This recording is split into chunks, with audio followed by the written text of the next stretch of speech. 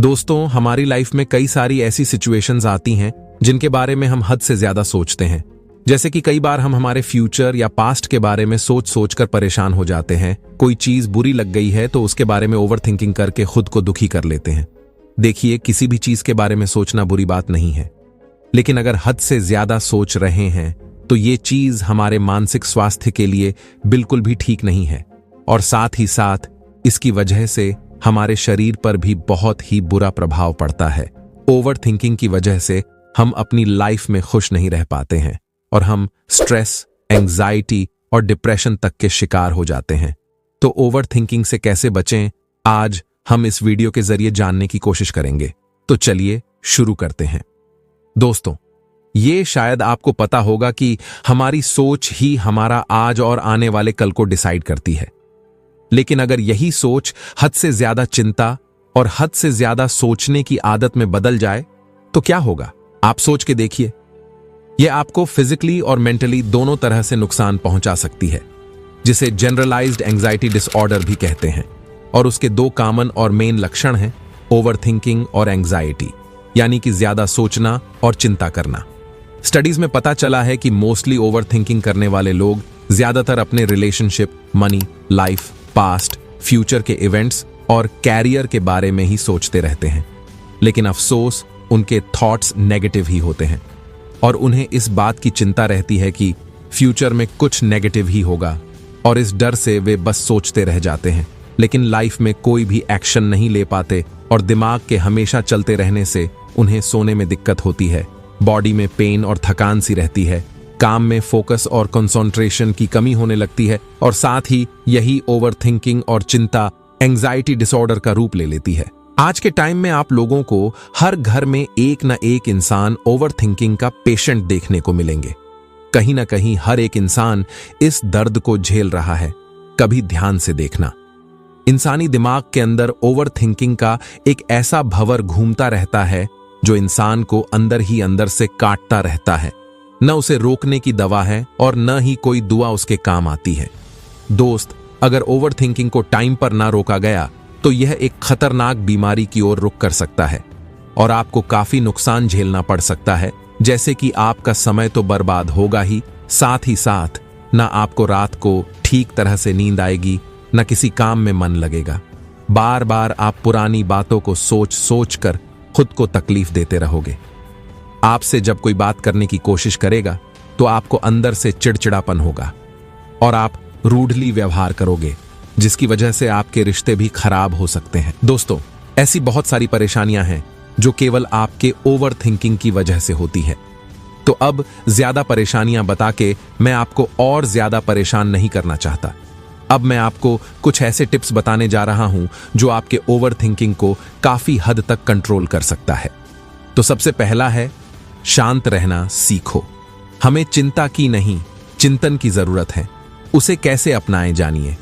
आज के टाइम के हिसाब से बात की जाए तो बहुत कम लोग होंगे जो शांत स्वभाव के मिलते हैं, जिनका मन पूरी तरह से शांत रहता है और नम्रता से अपना व्यवहार बनाते हैं। वहीं दूसरी ओर बहुत ज्यादा लोग ऐसे मिलेंगे जिनका मन अशांत होता है और उनका व्यवहार भी अच्छा नहीं होता। दोस्तों, आप लोग सोच रहे होंगे कि शांत रहने का ओवर थिंकिंग से क्या कनेक्शन है। तो इसका सिंपल सा फंडा है, जब आप शांत रहना सीख लेते हैं तो आपका मन पूरी तरह से शांत हो जाता है। आपका मन इधर उधर भागता नहीं है और न ही बेचैन होता है। आपका दिमाग और मन फालतू की बातों पर, फालतू की चीजों पर नहीं लगता। आपके और किसी और के भी नेगेटिव थॉट आपके ऊपर हावी नहीं होते। जितना ज्यादा आपका मन शांत रहेगा उतना ही आप चिंता और ओवर थिंकिंग से बचे रहेंगे। अब सवाल आता है कि शांत रहने के लिए क्या करना होगा। तो उसके लिए आप सुबह जल्दी उठिए, वॉक करने जाइए, मेडिटेशन कर सकते हैं, कोई स्पोर्ट गेम खेलने जा सकते हैं। आप देखेंगे कि आपको एक फ्रेश एनर्जी देखने को मिलेगी। जब आप मॉर्निंग में खुद के साथ जितना ज्यादा टाइम बिताते हैं, आपका मन और दिमाग उतना ही ज्यादा शांत होते जाता है। दूसरा है स्पिरिचुअल, यानी कि आध्यात्मिक। आध्यात्मिकता से जब आप जुड़ने लगते हैं तब आपके अंदर धीरे धीरे एक सकारात्मक ऊर्जा देखने को मिलती है और ये ऊर्जा आपको अंदर से और भी ज्यादा स्ट्रांग बनाती है और आपकी सोचने और समझने की पावर को बढ़ाती है और उसे आसान बनाती है।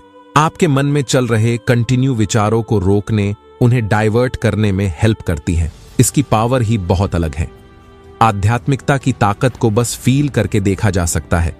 जब आप आध्यात्मिकता से पूरी तरह जुड़ जाते हैं तो आपके मन और दिमाग के बुरे ख्याल जो होते हैं, जिसकी वजह से आप डिप्रेशन, एंजाइटी, ओवरथिंकिंग के शिकार होने से बच जाते हैं और आपको एक अलग ही हैप्पीनेस देखने को मिलता है। अब सवाल यह है कि आप आध्यात्मिकता से कैसे जुड़ सकते हैं। इसके लिए आप स्पिरिचुअल बुक्स को पढ़ सकते हैं। हनुमान चालीसा या फिर भगवत गीता को पढ़ सकते हैं, सत्संग सुनने जा सकते हैं। नहीं तो घर पर ही टीवी या मोबाइल के माध्यम से प्रवचन, सत्संग सुन सकते हैं और अपने मन और दिमाग में चल रहे लगातार सवालों पर लगाम लगा सकते हैं। चिंतन के जरिए आप ओवरथिंकिंग को बढ़ने से रोक सकते हैं। अपनी खुशियों का पता लगाएं। वो कहते हैं ना कि इंसान जितना ज्यादा खुश रहता है, अपनी खुशियों को एंजॉय करता है। खुशियां जब आपके साथ होती हैं तो हर समस्या आपसे दूर होती है। फिर मन आपका चिंता में नहीं, चिंतन में गुजरता है। खुशी एक ऐसी अकेली दवा है जिसे पैसे से नहीं खरीदा जा सकता है। इसे तो बस महसूस किया जा सकता है। खुशियों के सहारे तो आप अपना पूरा जीवन बिना कोई टेंशन के, बिना कोई परेशानी के बिता सकते हैं। खुशी जो इंसान की सारी परेशानियों को अपने आप खत्म कर देती है, वो कैसे? आइए जानते हैं। आपको बस इतना करना है। आपको अपने आप से मतलब रखना होगा, अपने काम से प्यार करना होगा, जिस काम को करने में आपको मजा आता हो, जिसे आप पूरी शिद्दत से कर सकते हैं, वो भी बिना किसी प्रॉफिट और लॉस के। और ये खुशियां आपको अपने अंदर मिलेगी, बाहर नहीं। बाहर की खुशियां तो बस टेम्पोरेरी होंगी और जो आपके अंदर होगी वो परमानेंट होगी। आपको अंदर से खुश रहना है। जो है, जितना है, बस उसी में खुश रहिए। न ज्यादा सोचिए और न ज्यादा किसी से कोई उम्मीद रखिए। अपनी खुशियों को ढूंढिए, खुद से प्यार करिए, दूसरे की बातों को दिल पर न लें और न ज्यादा किसी भी चीज या इंसान के बारे में सोचें। खुद को खुद में बिजी रखिए, तभी आप ज्यादा सोचने से खुद को बचा सकते हैं। अगला, खुद को स्वीकार करना सीखें। कई लोग खुद के बारे में ये बहुत ज्यादा सोचते हैं कि वे लुक में बहुत अच्छे नहीं हैं, या फिर उतने स्मार्ट नहीं हैं, उतने हार्ड वर्किंग या उतने समर्पित नहीं हैं। लेकिन एक बार जब आपने अपना सर्वश्रेष्ठ प्रयास कर लिया तो इसे ऐसे स्वीकार करें और जानें कि सफलता कुछ चीजों पर निर्भर हो सकती है जिन्हें आप नियंत्रित नहीं कर सकते हैं। आपने वह किया है जो आप कर सकते थे। तो इन सब चीजों को लेकर कभी भी ओवरथिंकिंग नहीं करना चाहिए। अगला है योग और ध्यान। योग जीवन का उपचार है। मन को शांत और स्थिर रखना हो या किसी बीमारी से छुटकारा पाना हो, योग हर दिशा में आपको निहित शक्ति देता है। योग से ऐसी बीमारियों को ठीक किया जा सकता है जिनका इलाज आज के इस आधुनिक युग में संभव ही नहीं है। मनुष्य आज ही इस आधुनिकता में खुद को आरामदायक जीवन की ओर अग्रसर समझता है, परंतु सत्य तो यह है कि वह इसमें ग्रसित होता जा रहा है और तरह तरह की समस्याएं और बीमारियों का शिकार हो रहा है। असल में सारी बीमारियां और मानसिक अशांति की जड़ यह आधुनिकीकरण ही है। अगर आप गौर करेंगे तो पाएंगे कि हमारे पूर्वज आज से ज्यादा स्वस्थ और मानसिक अशांति रहित जीवन यापन करते थे। उस समय ये बीमारियां और मनोविज्ञानी लोगों की कोई आवश्यकता ही नहीं होती थी। कारण था उनकी दिनचर्या और क्रियाकलाप जो उनके मानसिक पटल को स्वस्थ रखने में मदद करते थे। आप अपने मन को शांत और स्थिर रखने से आपकी शारीरिक और मानसिक क्षमता इतनी ज्यादा होती है कि कोई भी बीमारी आपको बीमार नहीं कर सकती। इसका मुख्य कारण था कि तब लोगों के दिमाग में, मन में इतनी अशांति, चिंता नहीं होती थी। इसी कारण से लोग खुद को स्वस्थ रखने में सफल होते थे। योग हमारी इंद्रियों और मांसपेशियों के उन खास हिस्सों पर प्रभाव छोड़ता है जो हमारे मस्तिष्क में सकारात्मक ऊर्जा पैदा करते हैं।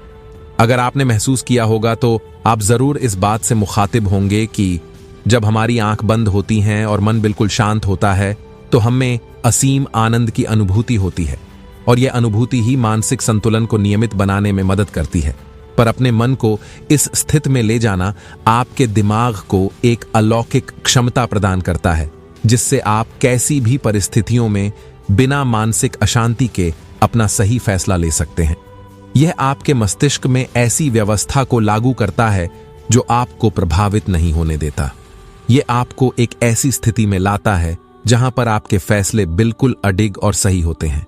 और यही कारण है कि योग और ध्यान करने वाले लोग कभी किसी बीमारी या मानसिक तनाव से पीड़ित नहीं पाए जाते। जब आप ध्यान करना शुरू करते हैं तो शुरुआत में यह आपके लिए मुश्किल हो सकता है। आप उन्हें देख सकते हैं, महसूस कर सकते हैं कि वे सिर्फ विचार हैं और उन्हें जाने दें। आपको उनसे भावनात्मक लगाव नहीं रखना है। ध्यान के निरंतर प्रयास से आप इसको काफी अच्छे से करने में सक्षम हो जाएंगे। आज के इस आधुनिक युग में मनुष्य के लिए शांति की खोज सबसे बड़ी सफलता है। हम कितनी ही बार बिस्तर पर जाते हैं और कल के कार्यों की सूची बनाने में अपनी मानसिक शांति को भंग कर लेते हैं। आखिर शांति और मानसिक स्थिरता कितनी जरूरी है मन के लिए, यह आप समझ ही गए होंगे। इंसान अत्यधिक अनावश्यक को विस्तारित करने की योजनाओं को बनाने के लिए अपनी मानसिक बीमारियों से ग्रसित हो जाता है। हमें आज में और अभी में जीना सीखना होगा और हर चीज का बराबर तालमेल बनाना पड़ेगा। समय से पहले कार्य करना मानव का बेहद हानिकारक व्यवहार है। हमें इस पर पाबंदी कसनी होगी। मन की शांति ही जीवन को आनंदमय बनाती है और इसके बिना मनुष्य सिर्फ एक मशीन है। अपनी मानवता ना भूलें। चंद सालों के लिए यह तन मिला है, फिर मिट्टी में मिल जाएगा। जीवन में परोपकारी बने और धैर्य को धारण करें। सुख दुख जीवन की संरचना में है। आपको बस मन को काबू करना है और संतुष्ट रहना सीखना है। तभी आप मोक्ष और मानसिक स्थिरता ग्रहण कर पाएंगे। दोस्तों, उम्मीद है आप सभी को हमारा यह वीडियो पसंद आया होगा। फिर मिलते हैं एक और नए वीडियो में। तब तक के लिए धन्यवाद।